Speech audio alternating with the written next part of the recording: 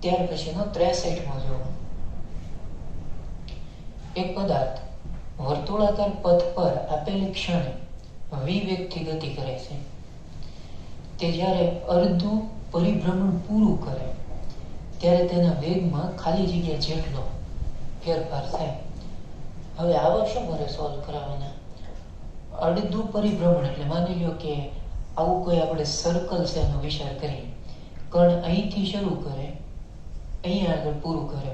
હવે આ રીતે જ્યારે વર્તુળાકાર પથ હોય ત્યારે તમારે વેગ ગોતવો હોય તો સ્પર્શકની દિશા તમારે લેવી પડે. માની લો કે અહીંથી શરૂ કરે અને આમ રોટેશન કરે. રેડી? તો અહીંયા આગળ સ્પર્શક મોટા આ શું કહેવાય? સો એને આપણે કહી દઈએ વી કેરેટ સ્ટાર્ટિંગનું.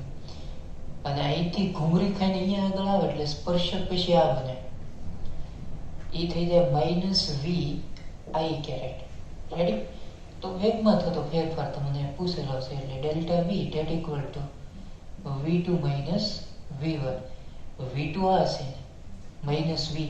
હવે આ ધન x ઋણ x તો પછી આ હું બતાવે કારણ કે એક જ ડાયરેક્શન છે ને, મતલબ x ઉપર જ થાય.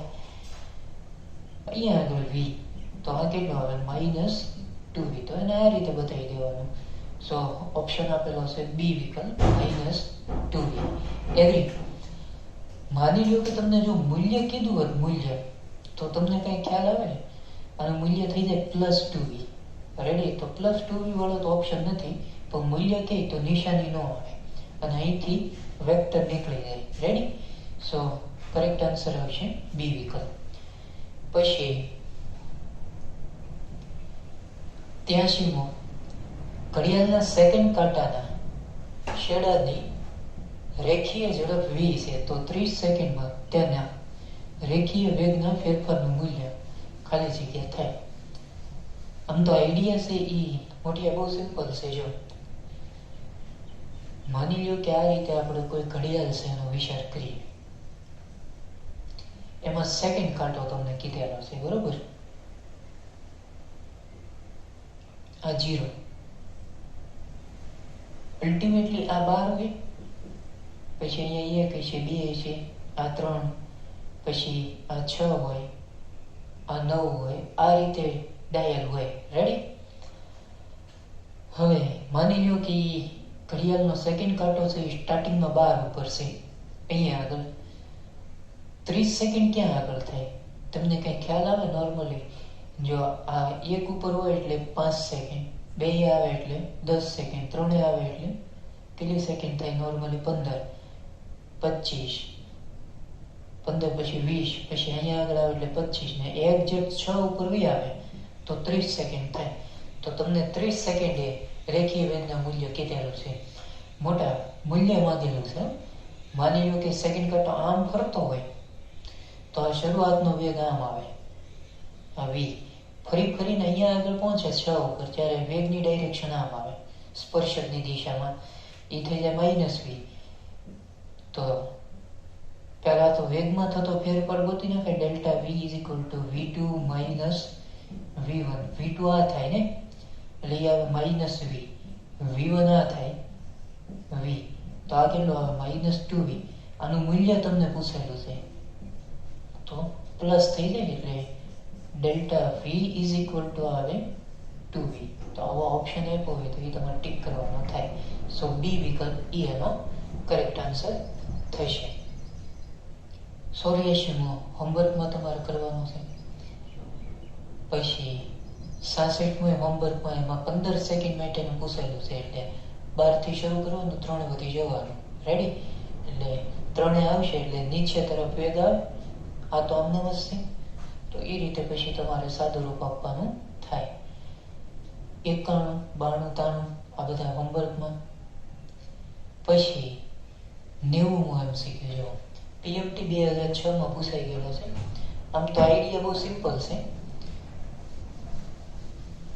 100 મીટરની ત્રિજ્યા ધરાવતા એક વર્તુળાકાર માર્ગ પર એક કાર અચળ ઝડપથી એક વર્તુળ પથ પૂરો કરવા માટે લાગતો જે સમય છે એ 62.8 સેકન્ડ લે છે. પ્રત્યેક વર્તુળાકાર માર્ગ માટે સરેરાશ વેગ અને સરેરાશ ઝડપ અનુક્રમે કેટલું થાય? આ રીતે જસ્ટ તમે વિચારો કે આ રીતે કોઈ વર્તુળાકાર પથ છે અને કોઈ કણ છે, માની લો કે અહીંથી ગતિની શરૂઆત કરે એ બિંદુએથી, હતો ને એને પાછો વહી આવે મોટા, એટલે સ્થાનાંતર 0 થાય. સ્થાનાંતર 0 થાય તો સરેરાશ વેગ કેટલું આવે? 0 આવે, કારણ કે સરેરાશ વેગ એટલે શું થાય? સ્થાનાંતર ભાગ્યા સમયગાળો. હવે સ્થાનાંતર તો 0 છે એટલે સરેરાશ વેગ 0 આવશે. સરેરાશ ઝડપ તમને મળે. સરેરાશ ઝડપ એટલે શું લખાય મોઢિયા? પથ લંબાઈ ભાગ્યા સમયગાળો.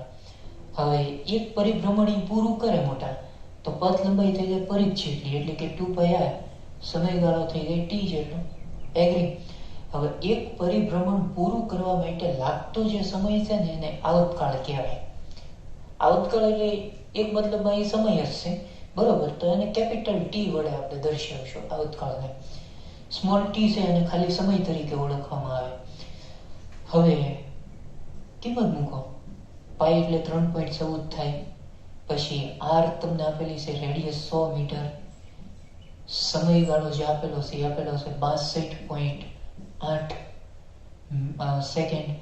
આ 3.14 ગુણ્યા 2 કરો એટલે 6.28 થાય, એટલે અહીંયા આગળ 10 ને આ મીંડું ગયું એટલે આન્સર આવશે 10 મીટર પર સેકન્ડ. સરેરાશ વેગ 0 આવશે, સરેરાશ ઝડપ છે 10 આવશે, એટલે કરેક્ટ આન્સર આવશે એ વિકલ્પ 0,10 મીટર પર સેકન્ડ. રેડી? ઓકે, તો બેઝિક આખો આઈડિયા હતો, સિમ્પલ આખો આઈડિયા છે એ કહી શકાય. હવે તત્કાલીન પ્રવેગ છે એ 2 ડાયમેન્શનની અંદર આપણે ડિસ્કસ કરીએ, બરોબર?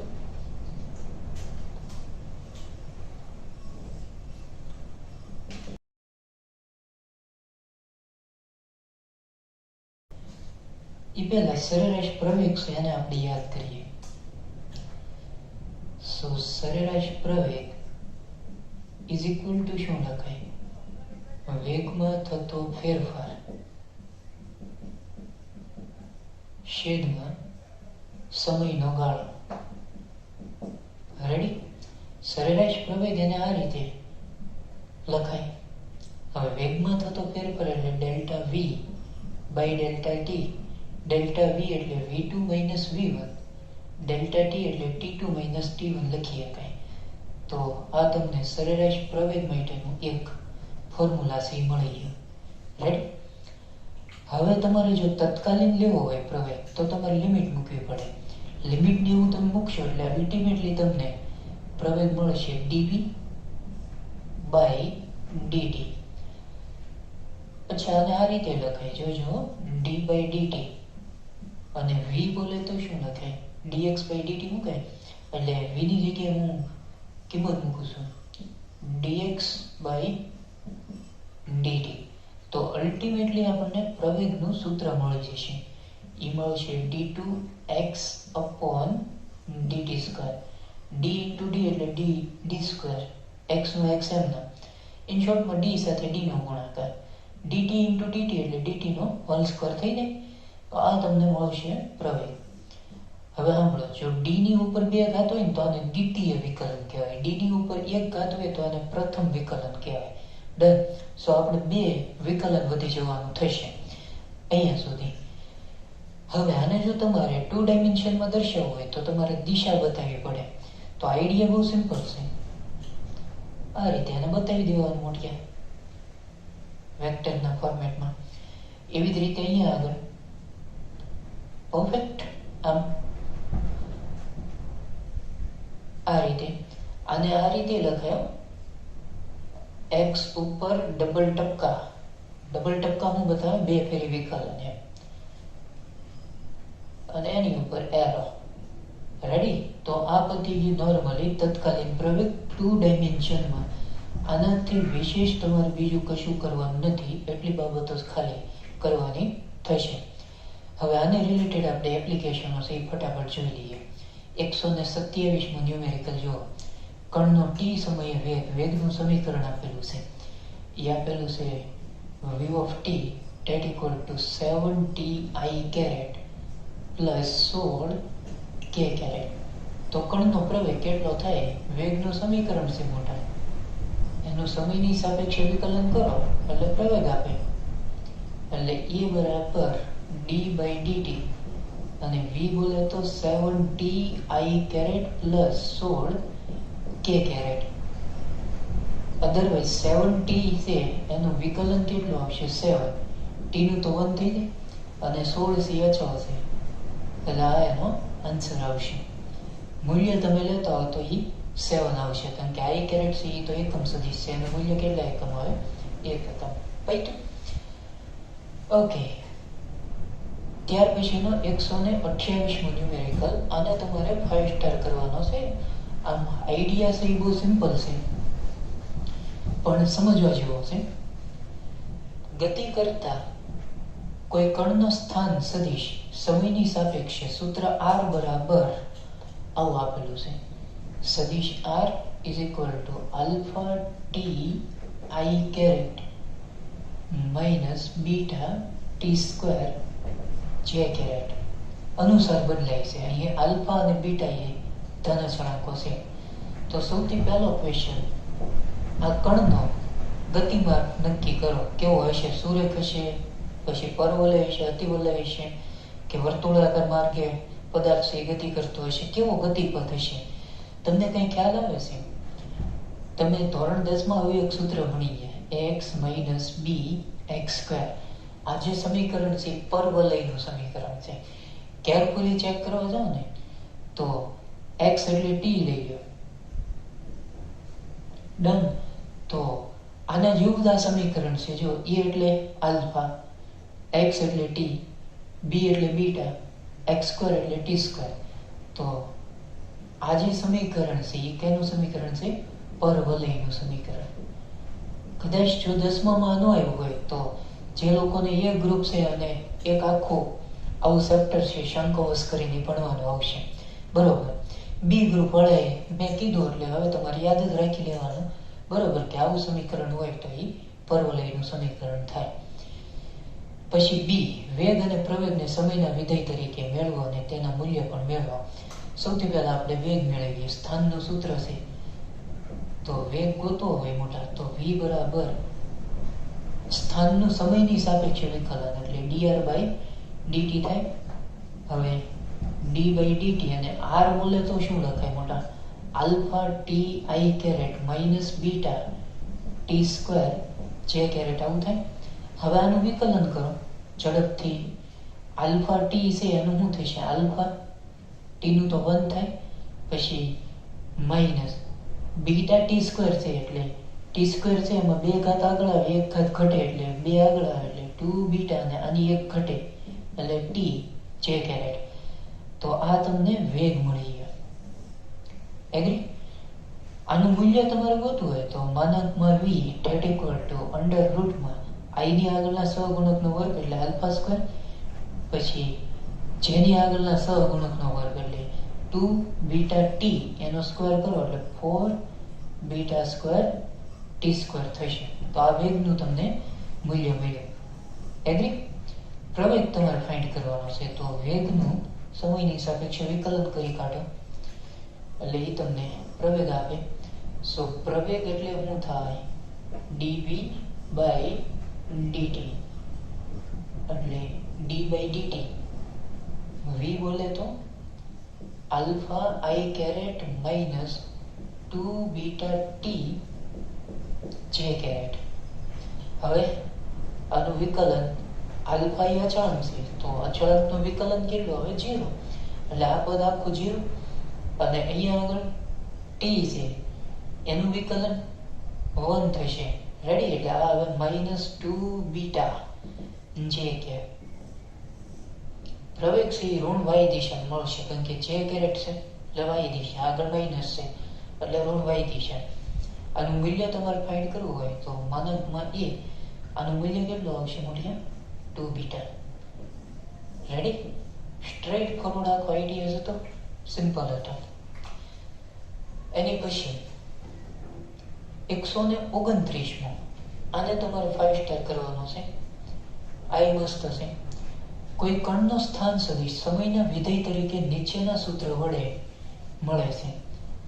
સમીકરણ તમને આપેલું છે.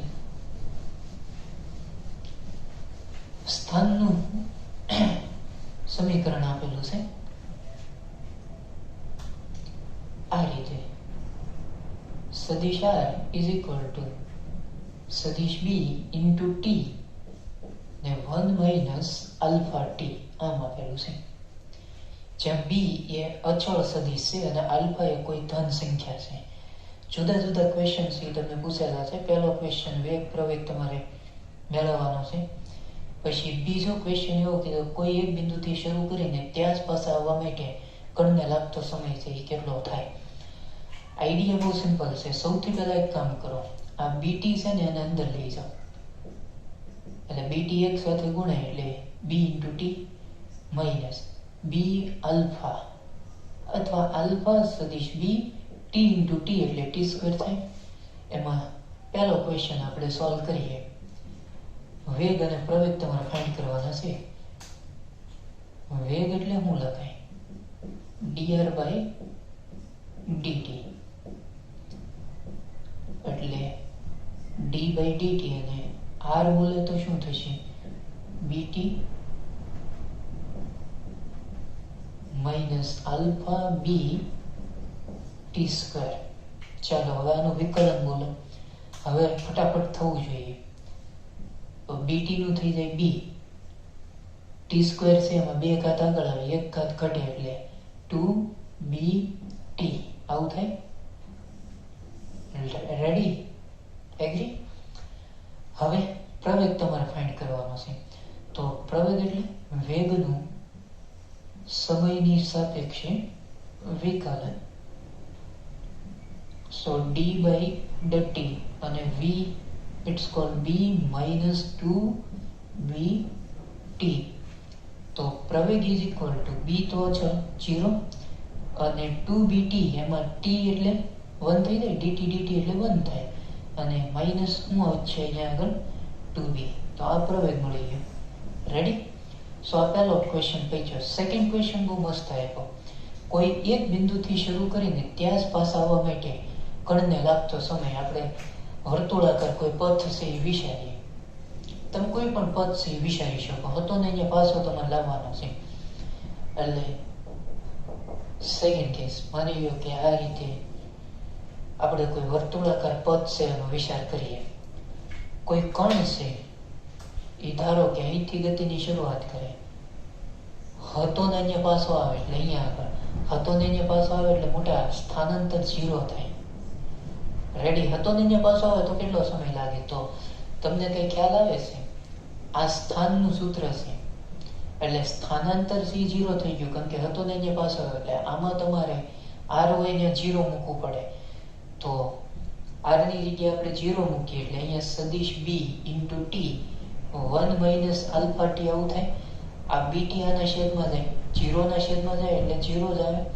તો અલ્ટિમેટલી શું આવે? 1 minus alpha t minus alpha t આ બાજુ એટલે પ્લસ આલ્ફા t થાય. આ 1 તો t બરાબર તમને મળશે 1 અપોન આલ્ફા. આટલો સમયગાળો લે. સો t બરાબર 1 અપોન આલ્ફા. રેડી? સો આને તમારે 5 સ્ટાર કરવાનો રહેશે એટલે ટિક માર્ક કરી નાખજો. બીજી ફેરી ગણો ત્યારે ખ્યાલ આવે. PMT 2011 માં 42માં MCQ પૂછાઈ ગયો. એક પદાર્થ 30 મીટર પર સેકન્ડના વેગથી પૂર્વ દિશામાં ગતિ કરે, 10 સેકન્ડ પછી તેનો વેગ ઉત્તર દિશામાં 40 મીટર પર સેકન્ડ થાય છે. તો પદાર્થનો સરેરાશ પ્રવેગ.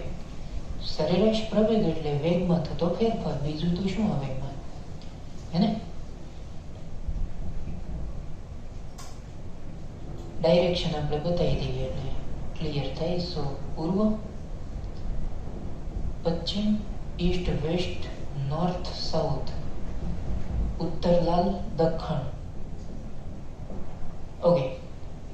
પૂર્વ દિશામાં 30 મીટર પર સેકન્ડ. પૂર્વ એટલે આમ જોવાનું ને, એ છે 30 મીટર પર સેકન્ડ એટલે આ કેરેટ થાય. પછી ઉત્તર દિશામાં 40 મીટર પર સેકન્ડ. ઉત્તર એટલે ઉપરની દિશા, એમાં વેગ છે 40 મીટર પર સેકન્ડ ને ટાઈમ ટોટલ લે છે 10 સેકન્ડ. પદાર્થનો સરેરાશ પ્રવેગ છે કેટલો થાય? આમ તો આઈડિયા બહુ સિમ્પલ છે. આ પૂર્વ એટલે આઈ કેરેટ છું, આ જે કેરેટ છું, તો સરેરાશ પ્રવેગ is equal to v2 minus v1 છેદમાં ડેલ્ટા ટી. તો હવે v2 એટલે આ લેવાનું ને, એ આપેલું છે 40 જે કેરેટ, અને v1 એટલે આ 30 આઈ કેરેટ, અને ટાઈમ આપેલો છે 10 સેકન્ડ. તો આ કેટલું આવે? 4 જે કેરેટ 3 આઈ કેરેટ, 40 ભાગ્યા 10 એટલે 4, 30 ભાગ્યા 10 સ્વતંત્ર છેદ એકમ. તો આ તમને મળી ગયો સરેરાશ પ્રવેગ. ઓકે, હવે આનું તમારે મૂલ્ય ગોતવાનું છે. તો માનંદમાં 4 નો વર્ગ 16, 3 નો વર્ગ 9, 16 વત્તા 9 એટલે 25 નો સ્ક્વેર રૂટ આવશે 5 મીટર પર સેકન્ડ સ્ક્વેર. સો ડી વિકલ્પ એ આનો કરેક્ટ આન્સર થશે. રેડી? એવો જ 40મો એમસીક્યુ જો AIEEE 2005માં પૂછાઈ ગયેલો છે, બરોબર? એમાં પણ તમારે સરેરાશ પ્રવેગ છે એ ફાઇન્ડ કરવાનો છે, બરોબર? એ હોમવર્કમાં આપણે જોવા દઈએ, કેમ કે થોડીક તો પ્રેક્ટિસ તમારે કરવી પડે. રેડી? ઓકે. ત્યાર પછી પહેલો એમસીક્યુ PMT 2015માં પૂછાઈ ગયેલો છે. આ મસ્ત આપેલો છે, થોડુંક તમારે વિકલનમાં આમાં ધ્યાન રાખવું પડશે. એક પરિમાણમાં ગતિ કરતા એકમ દળ ધરાવતા કણનો વેગ આપેલા સમીકરણ મુજબ બદલાય છે. તમને વેગનું સમીકરણ આપેલું છે. એ સમીકરણ આ રીતે આપેલું છે: v of x is equal to beta x raised to minus 2n. જેમ બીટા અને n અચળાંક છે અને x એ કણનો સ્થાન દર્શાવે, આ કણનો સ્થાનના વિધેય સ્વરૂપમાં પ્રવેગ ફાઇન્ડ કરવાનો છે. PMT 2015માં પૂછાઈ ગયેલો છે, બરોબર? થોડોક તો ટ્વિસ્ટ તો કરે છે, બરોબર? સૌથી પહેલા તમારે પ્રવેગ ગોતવો પડશે. વેગનું સમીકરણ છે એટલે dv by dt કરી નાખવાનું, એટલે d by dt, અને v બોલે તો beta x raised to minus 2n, આવું થાય. ચાલો, બીટા છે તો અચળ એટલે એને લઈ લો બારું. પછી x ની ઉપર જે કઈ ઘાત હોય, જો હું એક સ્ટેપ વધારું, બીટા છે અચળાંક છે એટલે એને લઈ લેવાનું બારું, d by dt, અને અહીંયા આગળ x raised to minus 2n થાય. હવે સૌથી પહેલા અહીંયા ઘાતનો નિયમ યુઝ કરો, એટલે જે કઈ ઘાત હોય બધી આગળ આવે, એટલે -2n ઘાત આગળ આવે ઇન્ટુ બીટા, અને આની એક ઘાતમાં ઘટાડો એટલે -2n હતું એમાં 1 નો ઘટાડો. રેડી? અહીંયા બધી વિકલનમાં વાંધો નથી, આવો ઓપ્શન આપ્યો નથી, ચેક કરો એકેમાં, બરોબર? હકીકતમાં શું થાય, જો અહીંયા આગળ t ની સાપેક્ષે વિકલન કરો, અહીંયા t વાળું પદ જ નથી, એટલે તમારે શું કરવું પડે? આનું ફરીવાર વિકલન કરવું પડે, એટલે dx by dt. સાંભળો, આ તો તમે ખાલી ઘાતનું વિકલન કર્યું, એટલે -2n આગળ આવ્યો, પછી આની એક ઘાત ઘટી, તો આનું ફરીવાર વિકલન કરવું પડે x, બરોબર? x વાળા પદનું. તો આને આ રીતે લખાય, એટલે a बराबर -2n beta x rest to -2n -1, और dx by dt क्या होगा? वेग होगा. सो यहाँ पे आ जाएगा वेलोसिटी, सो v. अब हम क्या करेंगे? v है उसकी जगह हम ये कीमत मूकेंगे. तो यहाँ पे हम कीमत શું કહેવાય મૂકશું, એટલે શું? -2n beta x rest to -2n -1, और v की जगह हम ये लिख सकते हैं ना, सो वो आएगा beta x rest to -2n हो जाएगा. अब हम ये दोनों का क्रॉस प्रोडक्ट करेंगे ना, तो क्या आएगा? आंसर आएगा. और क्या आएगा? तो नहीं पण एम लखो.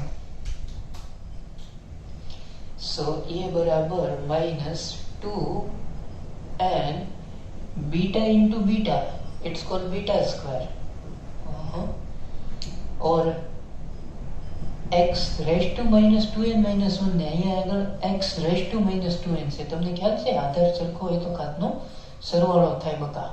એટલે -2n એટલે એ આવે -4n રેઝ ટુ -1 એમ. તો આવો ઓપ્શન આપ્યો હોય તો એ તમારે ટીક કરાવવાનો થાય. -2n beta square x raise to -4n -1, so B વિકલ્પ ઈ એનો કરેક્ટ આન્સર થશે. રેડી? સો તો અહીંયા આગળ વેગ અને પ્રવેગ 2D માં પૂરું થાય. Ready? So step by step તમારે સોલ્વ કરવાના છે. આમ આઈડિયા બહુ સિમ્પલ છે, બરોબર. મોટા ભાગના આપણે કેસીસ છે એ લઈ લીધા અને થોડાક આપણે વધારાના દાખલાઓ પણ લીધેલા છે.